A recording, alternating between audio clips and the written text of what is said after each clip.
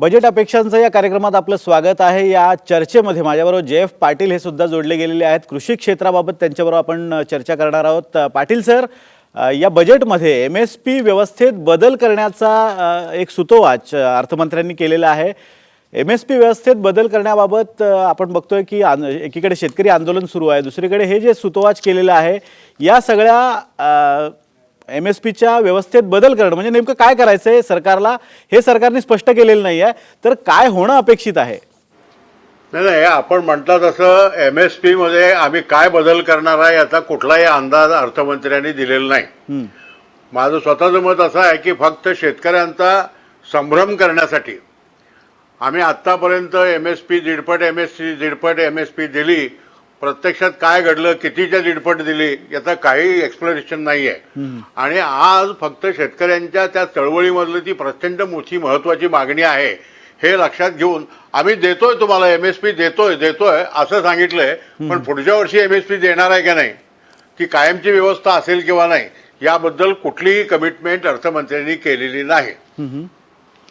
अगदी या एम.एस.पी. बाबत जरी भाष्य केलेलं असलं, सुतोवाच केलं असलं तरी सुद्धा कोणती कमिटमेंट नाही आहे। सचिन सावंत आपल्याबरोबर जोडले गेलेले आहेत, काँग्रेसचे प्रवक्ते आहेत। आणि सचिनजी, अर्थसंकल्प तुम्ही पाहिला, प्रामुख्यानं या अर्थसंकल्पातून जी भीती व्यक्त केली जाते, आपल्या चर्चेतनंही तो सूर व्यक्त झाला, तो म्हणजे पेट्रोल दरवाढीचा। आणि या पेट्रोल दरवाढीमुळे महागाई भडकू शकते अशी सुद्धा एक भीती व्यक्त झाली आहे। पण मगाशी चर्चेदरम्यान माधव भंडारी भाजपचे जे प्रवक्ते होते त्यांनी एक मुद्दा उपस्थित केला होता की काँग्रेसच्या काळात पेट्रोल दरवाढीचं जे धोरण बदललं गेलं म्हणजे आंतरराष्ट्रीय बाजाराशी मिळत्या जुळत्या किमती देशांतर्गत बाजारात असाव्यात, याला काँग्रेसचं धोरण कारणीभूत होतं आणि त्यामुळे या दरवाढ झालेली आहे असा एक आक्षेप त्यांनी घेतला होता। या मुद्द्याला तुम्ही कसं उत्तर द्याल? नाही, म्हणजे आता काय झालंय, भारतीय जनता पक्षाकडनं खोटारडेपणाचा कळस होतो याची आता सवय पडलेली आहे गेले 6 वर्ष। तुम्ही लक्षात घ्या की या कालावधीमध्ये म्हणजे ज्या वेळेला आमचं सरकार होतं 2013-14चीच गोष्ट घेतली तर आंतरराष्ट्रीय पातळीवरती $100 पर बॅरल असा क्रूड ऑइलचा भाव होता। आणि त्यावेळेला पेट्रोलचा भाव जो होता तो $71 होता दिल्लीमधला। आणि आजच्या परिस्थितीमध्ये ज्या वेळेला $55च्या आसपास क्रूड ऑइलचा भाव आहे त्यावेळेला केंद्र सरकारच्या माध्यमातून जी काही आता महागाईची कृपा दिलेली आहे त्यातनं 92च्या पार आता पेट्रोल गेलेलं आहे। एकंदरच या माध्यमातून जी अतिरिक्त एक्साइज ड्युटी लावलेली गेलेली आहे ती जी एक्साइज ड्युटी आजतागायत चालू आहे आणि ती वाढत चालली आहे, त्याच्या अनुषंगानं या 6 वर्षाच्या कालावधीमध्ये जवळपास 20 लाख कोटी रुपयाच्या पेक्षा अधिक रक्कम ही भारतीय जनता पक्षाच्या मोदी सरकारनं जमा केली। दुर्दैवानं या रकमेचा जर विनियोग देशहितासाठी झाला असता तर अधिक चांगलं झालं असतं। परंतु तुम्ही जर पाहिलं तर आता हा कोविडचा त्या ठिकाणी आस्पेक्ट बाजूला ठेवा, म्हणजे आजच्या कोविडच्या विषयावरती बोलतच नाही मी, परंतु त्याच्या अगोदरच्या 8 क्वार्टरमध्ये 8.1%वरनं 4.2%पर्यंत सातत्यानं घसरण जीडीपीच्या मध्ये होत होती। आणि त्यामुळे एकंदरच याचा अर्थव्यवस्थेला कुठलाही उपयोग झाला नाही। 45 वर्षात सचिनजी, मी तुमच्याकडे येतो। पंतप्रधान मोदी बजेटवर बोलतायत, आपण थेट तिकडे जाऊया। अवसरों, नई संभावनाओं का विस्तार करना, युवाओं के लिए नए अवसरों का निर्माण करना, मानव संसाधन को एक नया आयाम देना, इंफ्रास्ट्रक्चर निर्माण के लिए नए नए क्षेत्रों को विकसित करना, आधुनिकता की तरफ आगे बढ़ना, नए सुधार लाना। साथियों, नियमों और प्रक्रियाओं को सरल बनाकर आम लोगों के जीवन में ईज ऑफ लिविंग को बढ़ाने पर इस बजट में जोर दिया गया है। ये बजट इंडिविजुअल्स, इन्वेस्टर्स, इंडस्ट्री और साथ ही इंफ्रास्ट्रक्चर सेक्टर में बहुत सकारात्मक बदलाव लाएगा। मैं इसके लिए देश की वित्त मंत्री निर्मला जी को और उनके साथी मंत्री अनुराग जी और उनकी टीम को बहुत बहुत बधाई देता हूं। साथियों, ऐसे बजट देखने को कम ही मिलते हैं जिसमें शुरू के 1-2 घंटों में ही इतने सकारात्मक रिस्पांस आए। कोरोना के चलते कई एक्सपर्ट्स ये मानकर चल रहे थे सरकार आम नागरिकों पर बोझ बढ़ाएगी, लेकिन फिस्कल सस्टेनेबिलिटी के प्रति अपने दायित्वों को ध्यान में रखते हुए सरकार ने बजट साइज बढ़ाने पर जोर दिया। हमारी सरकार ने निरंतर प्रयास किया है कि बजट ट्रांसपेरेंट होना चाहिए। मुझे खुशी है कि आज अनेक विद्वानों ने इस बजट की ट्रांसपेरेंसी की सराहना की है। साथियों, भारत कोरोना की लड़ाई में रिएक्टिव होने के स्थान पर हमेशा ही प्रोएक्टिव रहा है। चाहे वो कोरोना के काल में किए गए रिफॉर्म्स हो या फिर आत्मनिर्भर भारत का संकल्प, इसी प्रोएक्टिवनेस को बढ़ाते हुए आज के बजट में भी रिएक्टिव का नामो निशान नहीं है। साथ ही हम एक्टिव पर, स्टेटस को पर भी अटके नहीं हैं और हमने इस बजट में भी प्रोएक्टिव बजट देकर के देश के सामने प्रोएक्टिव होने का संदेश दिया है। यह बजट उन सेक्टर्स पर विशेष रूप से केंद्रित है जिनसे वेल्थ और वेलनेस दोनों ही तेज गति से बढ़ेंगे, जान भी जहान भी। इसमें एमएसएमईज और इंफ्रास्ट्रक्चर पर विशेष रूप से जोर दिया गया है। इसी तरह ये बजट जिस तरह से हेल्थ केयर पर केंद्रित है वो भी अभूतपूर्व है। ये बजट देश के हर क्षेत्र में विकास यानी ऑल राउंड डेवलपमेंट की बात करता रहता है। खास तौर पर मुझे खुशी है कि इस बजट में दक्षिण के हमारे राज्य, पूर्वोत्तर के हमारे राज्य और उत्तर में लेह लद्दाख जैसे क्षेत्रों में विकास पर विशेष ध्यान दिया है। ये बजट भारत के कोस्टल स्टेट्स जैसे तमिलनाडु, केरल, पश्चिम बंगाल, इनको एक बिजनेस पावर हाउस बनाने की दिशा में एक बड़ा कदम उठाए। नॉर्थ ईस्ट के राज्य जैसे असम के अनएक्सप्लोर्ड पोटेंशियल को टैप करने में बजट बहुत बड़ी मदद करेगा। इस बजट में जिस तरह से रिसर्च एंड इनोवेशन इकोसिस्टम पर बल दिया गया है, जो प्रावधान किए गए हैं, उनसे हमारे युवाओं को ताकत मिलेगी। भारत उज्जवल भविष्य के लिए बहुत ठोस कदम रखेगा। साथियों, देश के सामान्य मानवी का, महिलाओं का जीवन आसान बनाने के लिए उनके स्वास्थ्य, स्वच्छता, पोषण, शुद्ध जल और अवसरों की समानता, इस पर इस बजट में विशेष बल दिया गया है। बजट में इंफ्रास्ट्रक्चर पर खर्च में अभूतपूर्व वृद्धि के साथ साथ कई व्यवस्थागत सुधार किए गए हैं, जिसका बहुत बड़ा फायदा देश में ग्रोथ और जॉब क्रिएशन, रोजगार के लिए बहुत लाभ होगा। देश में एग्रीकल्चर सेक्टर को मजबूती देने के लिए, किसानों की आय बढ़ाने के लिए इस बजट में बहुत जोर दिया गया है। कई प्रावधान किए गए हैं। एग्रीकल्चर सेक्टर में किसानों को और आसानी से और ज्यादा ऋण मिल सकेगा। देश की मंडियों को यानी एपीएमसी को और मजबूत करने के लिए, सशक्त करने के लिए एग्रीकल्चर इंफ्रास्ट्रक्चर फंड से मदद का प्रावधान किया गया है। ये सब निर्णय ये दिखाते हैं कि इस बजट के दिल में गांव है, हमारे किसान है।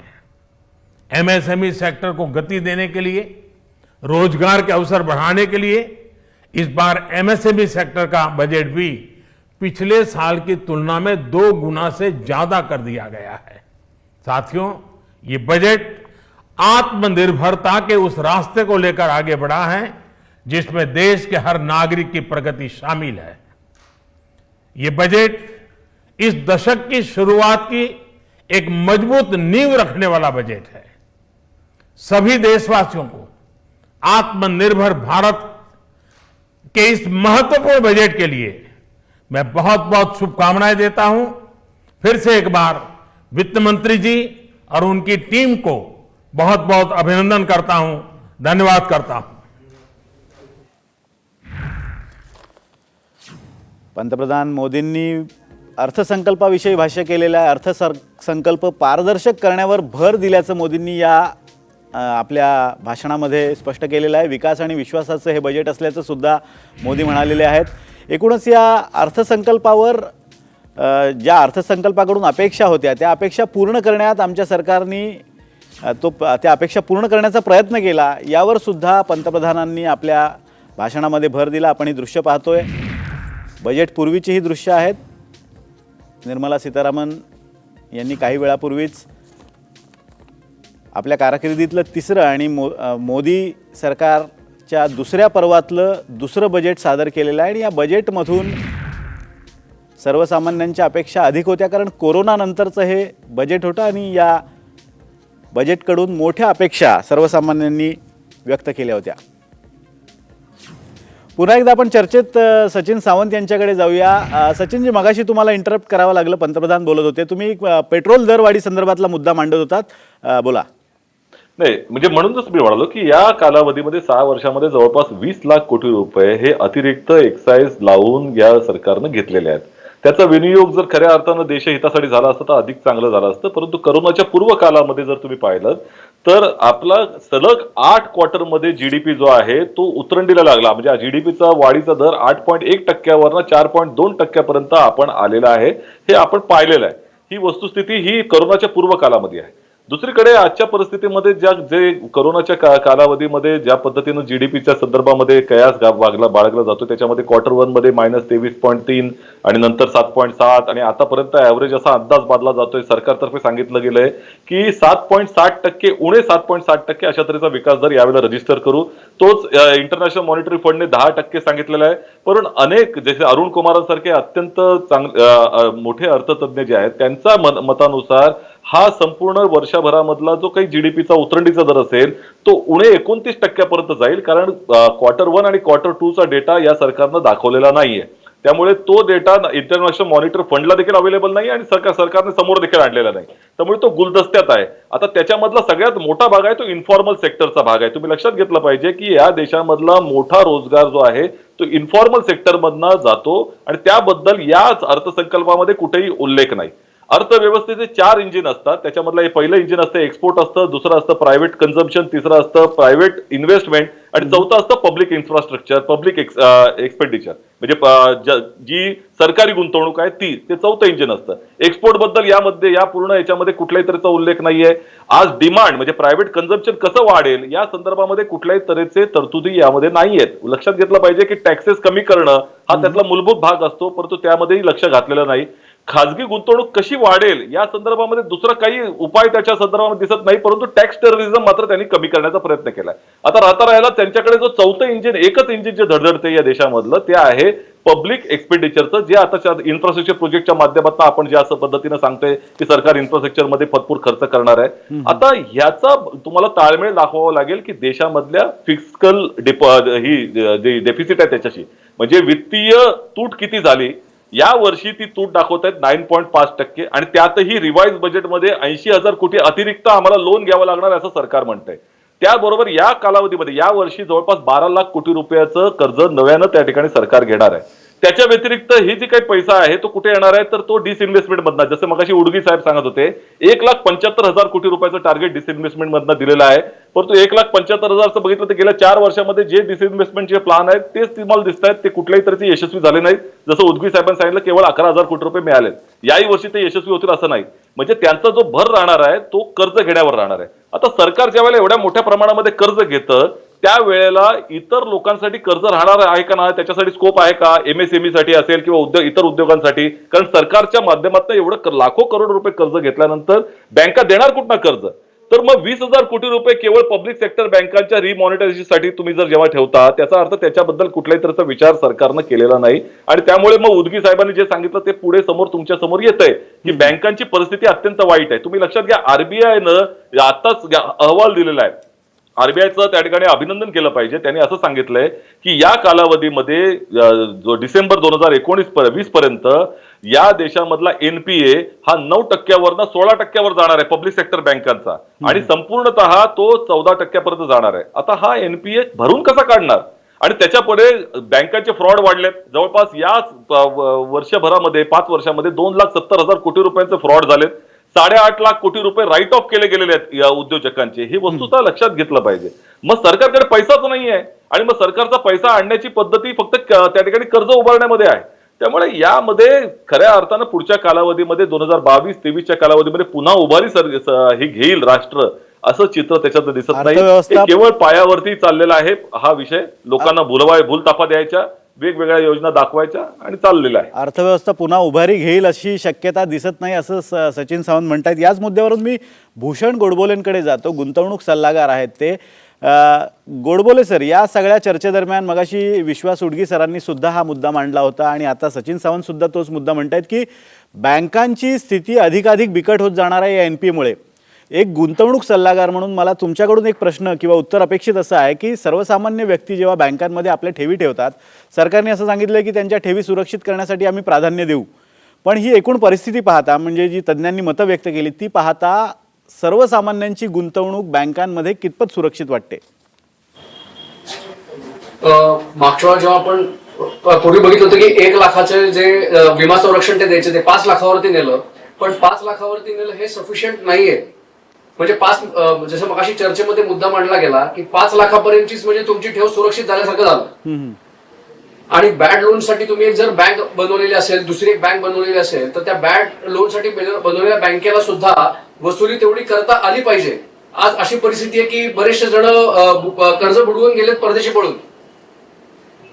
त्याच्यामुळे बँकांमध्ये गुंतवणूक करताना याच्यापेक्षा खूप रिजिड स्ट्रक्चर बँक पॉलिसीमध्ये आणणं गरजेचं आहे, अपेक्षित आहे.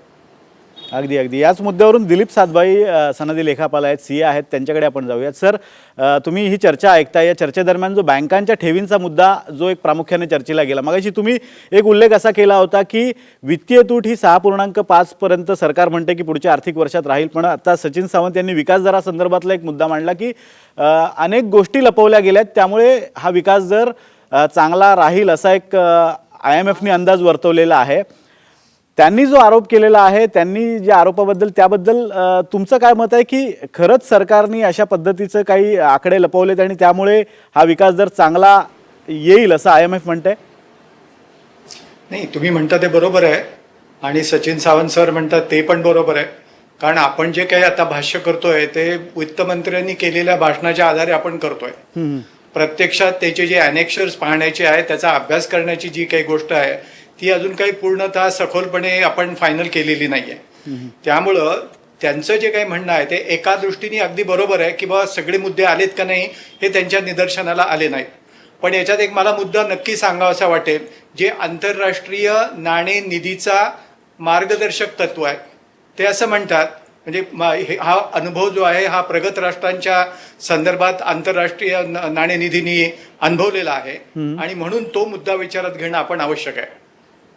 आंतरराष्ट्रीय नाणेनिधी सांगतं की जर तुम्ही एखाद्या वर्षी मूलभूत सेवांकडे 1% GDPचा खर्च केला तर त्याच वर्षात 0.4% तुमचं देशांतर्गत उत्पादन वाढतं आणि पुढील 4 वर्षात प्रत्येक वर्षात 1.5% तुमचं देशांतर्गत उत्पादन वाढतं. आता हा अनुभवाच्या आधारावर असणारे शास्त्र आहे. त्यामुळं गेल्या काही वर्षांमध्ये जो काही खर्च झाला असेल त्याच्या आधारे जर आपलं देशांतर्गत उत्पादन वाढणार असेल तर ते आत्ता आपल्याला फोरकास्ट करणं तसं कठीण आहे. आणि त्यामुळं आर्थिक वृद्धी दर आत्ता जो काही सांगितलेला आहे किंवा जो आपल्या कोरोनाच्या किंवा लॉकडाऊनच्या परिस्थितीमध्ये जो सांगितला आहे तसं मी सुरुवातीला सांगितल्याप्रमाणे हा फार आशावादी वाटतोय. अगदी सर, या मुद्द्यावर विश्वास उडगींना काहीतरी बोलायचं, मी त्यांच्याकडे जाणार आहे, मात्र आता एक ब्रेकची वेळ झालेली आहे. मी पुन्हा येतो उडगी सर तुमच्याकडे आणि ब्रेक घेऊया. पाहत राहा साम TV.